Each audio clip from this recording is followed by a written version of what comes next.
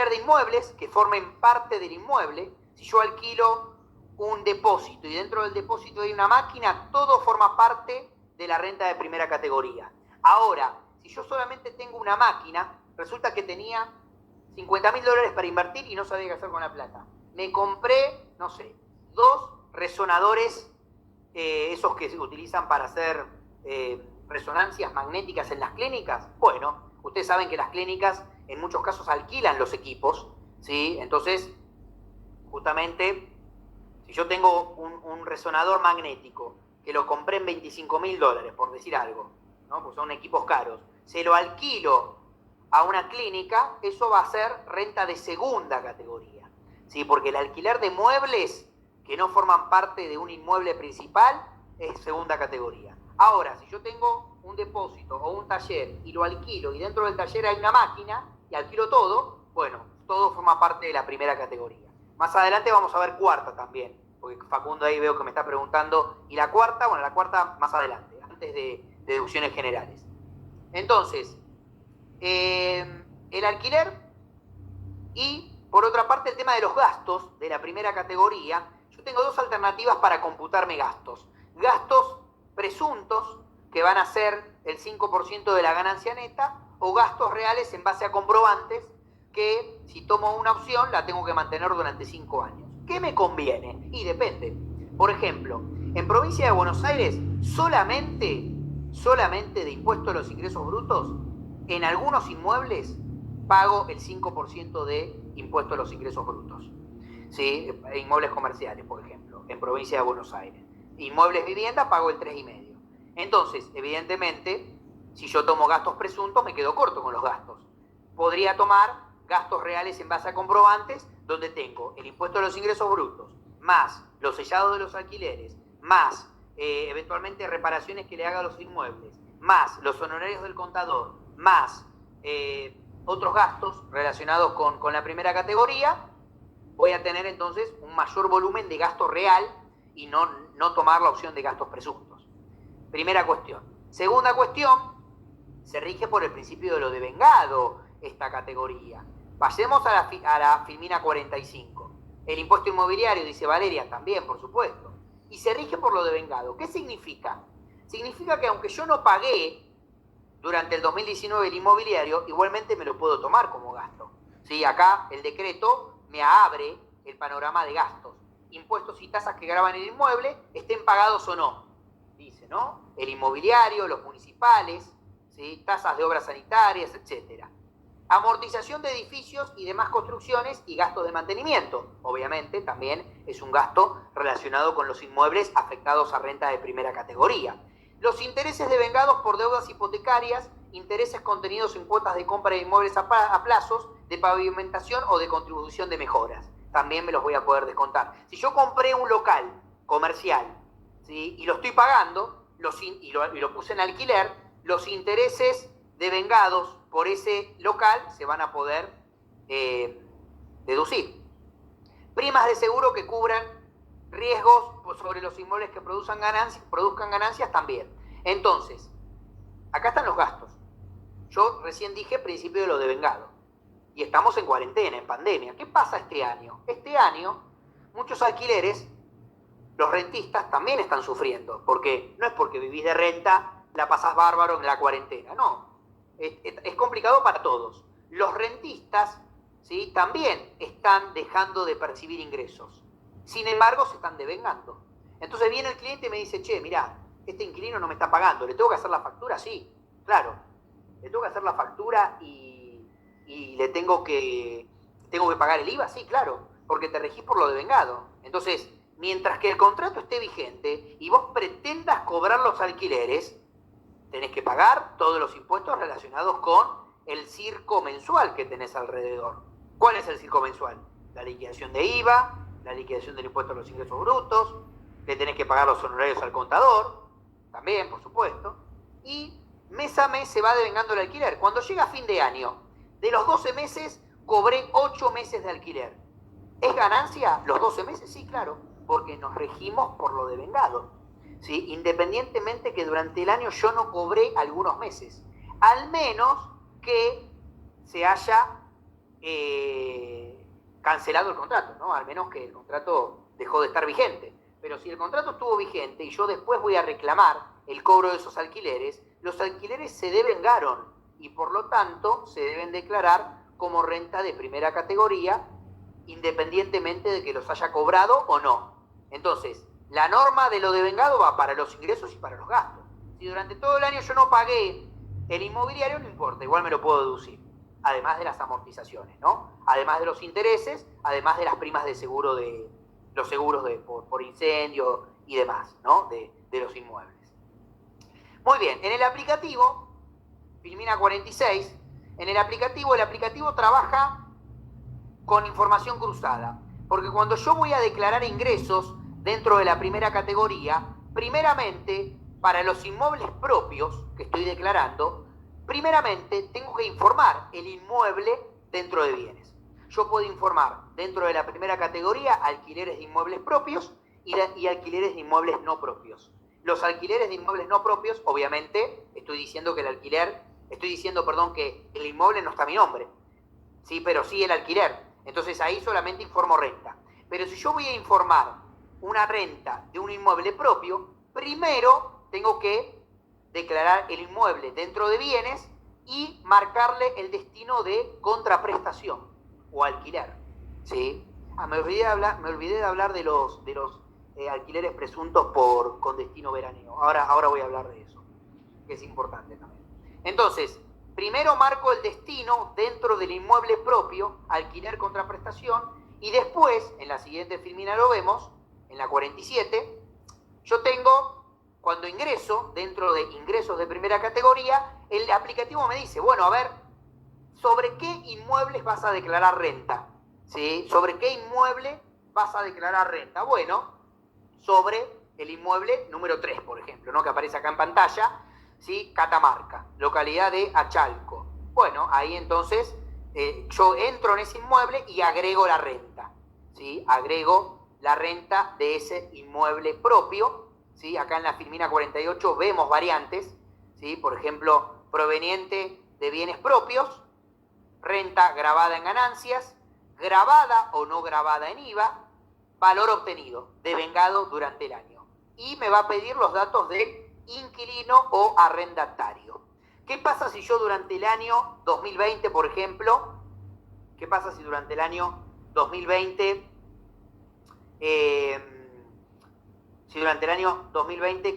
facturé 12 meses, pero facturé 12 meses, pero le apliqué bonificaciones a los montos de los alquileres?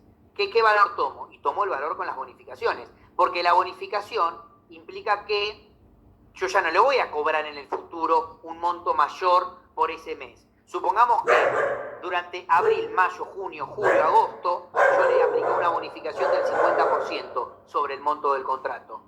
¿Eso el día de mañana se lo voy a reclamar? No, es un arreglo entre partes, donde le cobro un menor monto de alquiler, donde le facturé incluso un menor monto, y no tenemos nada que reclamarnos uno con el otro, inquilino propietario. Entonces, en ese marco, obviamente que mi ingreso devengado es menor, y es correcto, porque fue lo que yo pacté con el inquilino, ¿sí? Bien. Dice Laura, si soy monotributista, miren la pregunta de Laura, qué interesante. Si soy monotributista, ¿facturó los 12 meses o los 8 que cobré? Bueno, a ver, primero, si sos monotributista, la renta de primera categoría no paga impuesto a las ganancias, ¿sí? Es una renta no grabada en el impuesto a las ganancias, ¿sí? Porque ya pagó el monotributo, ¿sí? Y fíjate que acá en la filmina 49, justamente, está la opción. Por ejemplo, proveniente de bienes no propios. Y está la opción acá abajo, donde dice ingreso grabado en monotributo. Entonces lo incorporo como renta de primera categoría. ¿Para qué? Para que después le pegue a la justificación patrimonial. Le pegue en el buen sentido, porque va a aparecer en columna 2 como ingreso no grabado, ¿sí? En el impuesto a las ganancias. Entonces, ¿por qué lo informás como renta de primera categoría si está alcanzado en el monotributo? Bueno, a los efectos de que después impacte en la justificación patrimonial. El aplicativo lo prevé, ¿sí? Entonces, ingreso grabado en monotributo, no grabado en IVA, porque justamente está dentro del monotributo y de esa manera automáticamente después te lo traslada a la justificación patrimonial. Ojo, porque cuando vos informás una renta dentro de primera categoría, un alquiler grabado en monotributo, en la parte de gastos, que creo que aparece ahora en la siguiente filmina, después de la 50, también te pone que vos informes gastos relacionados con ganancias no grabadas. Porque, a ver, tenemos la parte color de rosa, los ingresos grabados en el monotributo, estoy contento porque me suma al monto consumido, sin pagar más impuesto a las ganancias. Estoy feliz, genial. Bueno, pero después tenés la parte mala. ¿Cuál es la parte mala? La parte de los gastos. Si vos informás ingresos no alcanzados en ganancias, también tenés que informar gastos relacionados con esos ingresos no alcanzados. Entonces, en la justificación patrimonial tenés la parte buena en columna 2, la parte no tan buena en columna 1. La parte buena, columna 2, ingreso no alcanzado. La parte no tan buena, gastos relacionados con ingresos no alcanzados. Entonces, la justificación patrimonial no es tonta, ¿sí? Computa las dos cosas, el ingreso no grabado y los gastos relacionados con esos ingresos, ¿sí? Acá un ejemplo de cómo especificar renta de fuente extranjera. Yo acá, por ejemplo, tomé el tipo de cambio del último día de cada mes. ¿Por qué? Porque si el alquiler se termina de devengar el último día de cada mes, ¿sí? Yo voy a tomar justamente el devengado de ese tipo de cambio de ese último día del mes, ¿sí? Entonces, una renta de $750 mensuales por el tipo de cambio de cada mes, de enero a diciembre. Este es el tipo de cambio del Banco Nación, tipo comprador, ¿sí? Oficial, o sea, es real este tipo de cambio, es verdadero, ¿sí? Yo tengo una renta total de 431.737,50. Supongamos que me quedó pendiente de cobro el último mes que me quedó pendiente de cobro va a ir como un crédito, un derecho a cobrar dentro de bienes, ¿sí? Dentro de bienes al cierre del ejercicio, al 31 de diciembre del 2019, ¿sí? Pasaron cosas y el dólar se fue de 23, ¿se acuerdan cuando Carrió dijo, cuando Carrió dijo que el dólar no se iba de 23? Bueno, llegó a 30, después llegó a 35 y después pasaron cosas en el medio, vinieron las elecciones y el dólar cerró para el tipo de cambio comprador, puntualmente para el Banco Nación, 58 pesos. Para las cotizaciones en bienes personales lo tenemos en 59,69, ¿sí? Muy bien. Acá creo que en la siguiente filmina vemos el tema de los gastos, ¿sí? Miren lo que les decía recién, gastos y deducciones vinculados a ingresos exentos o no alcanzados que impactan la justificación patrimonial. Y dentro de la primera categoría y también dentro de la cuarta categoría, creo que dentro de segunda también, ustedes van a tener alternativas, gastos que implican erogación de fondos y gastos que no implican erogación de fondos. ¿Cuál es la diferencia? Que unos impactan en la justificación, unos impactan en el consumido y otros no. Entonces, los que no implican erogación de fondos, por ejemplo, depreciaciones, amortizaciones del 2019 o impuestos no pagados, devengados durante el 2019, ¿sí? No impactan en el monto consumido. En cambio, los que sí implicaron erogación de fondos, sí. Todo lo que se pagó, además de haberse devengado durante el 2019, va a impactar en la justificación, en el monto consumido. Bien, creo que con esto terminamos primera categoría, pero quiero aclarar un par de cuestiones. Primero la pregunta de Camila, que Camila dice, si en enero del 2020 facturó el alquiler del inmueble rural correspondiente a diciembre del 2019 que se cobra vencido, ¿lo considero? Sí, considéralo, porque vos en primera categoría te regís por lo devengado. No importa que lo cobraste en enero, lo importante es que se devengó en diciembre.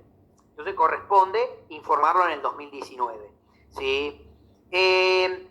Ahora voy a hablar de los ingresos presuntos y también tengo la pregunta de Laura, que Laura dice, si soy monotributista, ¿facturo los 12 meses o los 8 que cobré? No, a ver, como aclaré antes, la rueda sigue.